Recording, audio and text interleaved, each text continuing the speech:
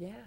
So then became the issue of finding out how they get made with any degree of control. A lot of my wonderful consulting clients are well-meaning actors and writers who have powerful messages about the good of mankind and that we need all that stuff.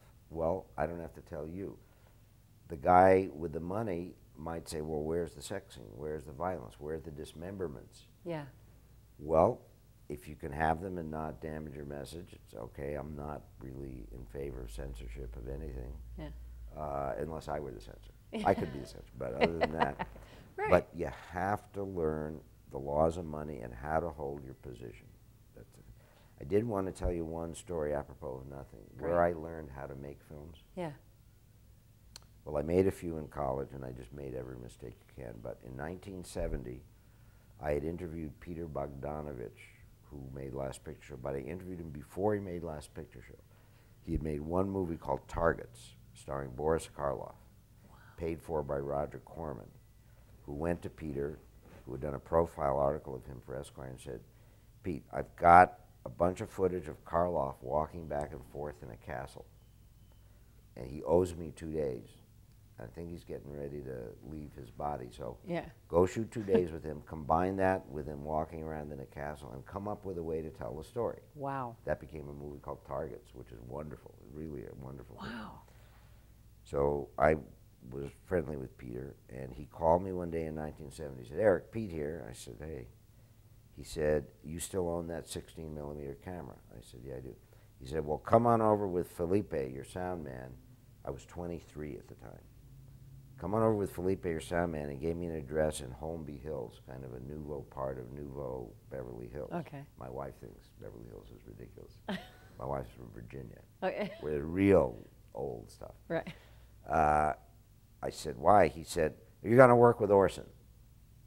And that was Orson Welles, who was beginning a film in 1970, which he worked on the last 15 years of his life, from 1970 to 1985. Visa or something, wasn't it? No, that was a great film. That one got finished. Yeah. That was called F for Fake. Right. There's another one he was making. It's the most famous unreleased film. It will be released during our lifetime because it's done. But Orson was a bad boy, and he sold 400% of the negative rights. Oh, my. So all the people who bought it are duking it out with each other. But wow. It is called The Other Side of the Wind. And once a year, every film magazine has an article about it. And it was about a cult film director who was having trouble finishing his last film. The director was played by John Huston. Who I adore. Yeah. Wow. And everybody in town who was around at the time worked on it at some point. Oh my God. I played a cameraman filming at a party, and I was being filmed by another camera crew. Yeah. I worked with Orson for 2 weeks, and in that time I learned everything I know about production. Wow. This man was a genius. My definition of a genius is somebody who sees the same things we do, but sees them differently. Yeah, yeah. Yeah, apples did fall before Isaac Newton hypothesized gravity. And people did make films before Orson made Citizen Kane, although he made Citizen Kane when he was 24. Right. Lest we forget. And he's the only guy that I've ever seen, you know, who at that age, at that ripe young age of 24, who could actually pull off playing someone who's, you know, I don't like cradle to grave stories personally. I'm not a big fan of it. But Citizen Kane is the exception to all exceptions. It's right. He made a film when he was 16 years old, in which he plays an old man. So he was born an old man, or born with a vision of what it was like. Anyway, I'd just like to tell you a story to show you the kind of discipline. Yeah. He said, hi, Eric, how are you? I said, fine, Mr. Wells, I'm a great fan. He said, oh, that's wonderful. And I said, I'd like to give you a cigar because he's a famous cigar smoker. Right. Second only to Winston Churchill. And I gave him the biggest commercially available cigar, a double Corona, 7 3/4 inches. He said, oh, no, thanks, son, I only smoke large cigars. And he pulled something out of his pocket that looked like a Wilno kosher salami. He said, good God, where did you get that? He said, oh, they make them for me. He was huge in every respect. Yeah. So it was always my great regret that I never got to work with him. Really? I'm not even kidding you. That was since I was small. Yeah. It was a big thing with me. So I'm sorry, go ahead. That's amazing, yeah. Yeah. So he said, okay, well, we're going to start, put the lens here. And he held up his fingers Yeah. in a circle at the exact place you wanted to land. Make it a 23, meaning 23 millimeters Wow. focal length, which is how much field of view you see. Yeah. So and he never looked through the camera. And I put the camera where I thought he pointed. He said, no, no. I said, there. It was an inch off. He knew by perception and Wow. awareness everything that I was seeing. Never Yeah. looked through the lens. Yep. He said, okay, now when your roll of film runs out, a roll of film is 10 minutes. Right. I want you to move to this other position. And he put his finger there. And then he said to the other cameraman, Gary Graver, now, Gary, you start positioning.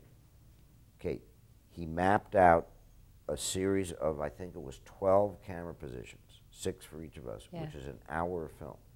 The actors were flabbergasted. They'd have to do an hour of dialogue. So the way it would go is he'd say, all right, camera, action. I'd roll. 1 minute later, Gary would start. So when I ran out of film, Gary would have 1 minute left. Wow. I would run to the camera position 3, Put a new mag in. put a new magazine in, hold that. Yeah. Gary would run. We played leapfrog through the entire set, which was the house that he was living in. Holy cow. At one point in the 3rd position, my back started cramping because to hold a camera position for 10 minutes, you have to have some physical stamina. Yeah. And I was kind of hunched over, not low enough to be sitting on an apple box, not tall enough to be standing. I was hunched. Yeah.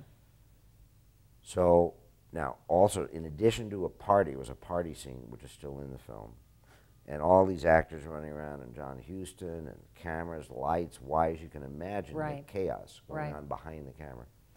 Orson also used cue cards For himself. for himself and everybody else. Oh, wow. And you know when he does the pregnant pause, to be Yes. or not to be, whether to, when he's looking up, there's a guy with a Right. cue card on the ladder. When he's looking down, there's a guy lying on the floor. There was a company called Barney Cue Cards. He would have 8 guys positioned at different places around the room with an exact line. So that was going on. Guys were climbing up and down ladders, lying on the floor, rolling over. So on my 3rd or 4th or 5th camera position, my back started cramping. And I stood up to rub my back. He said, cut. How do you expect me to concentrate? I said, but Mr. Wells, there's all these hundreds of people running around. He said, I know, but I told them to. Right. Unplanned motion. Couldn't tolerate it. So that is when I grew up. I said, my God, a director controls all motion on a set. Wow. He never gave the actors line readings. That wasn't what he was controlling. Right. But he was controlling everything else. Wow. I said, oh my God, that's what it means to be a filmmaker. That's brilliant. I lasted 2 weeks, which is longer than anybody except Gary. The average turnover rate of the crew was 50% a day quit because they couldn't take it. Wow. But when I consider that footage compared to all the other footage I've shot, it's far and away the best I've ever shot. Wow.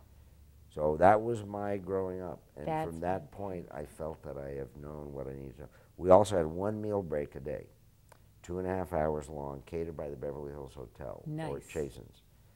During that time, we'd all be eating. Orson would sit at the typewriter typing script pages.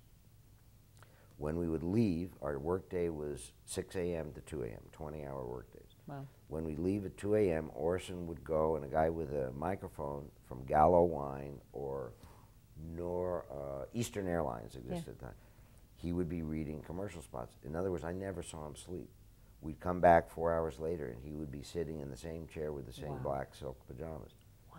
This was a titan. And that leads me to a point which is there's no free lunch, an ultimate lesson of this universe. Right. You want to be a pro, you can be. You got to learn the game, play it, and you got to be willing to work your behind off. Yeah, no kidding. It is, nobody is waiting to hand you the golden Right. membership card. Right.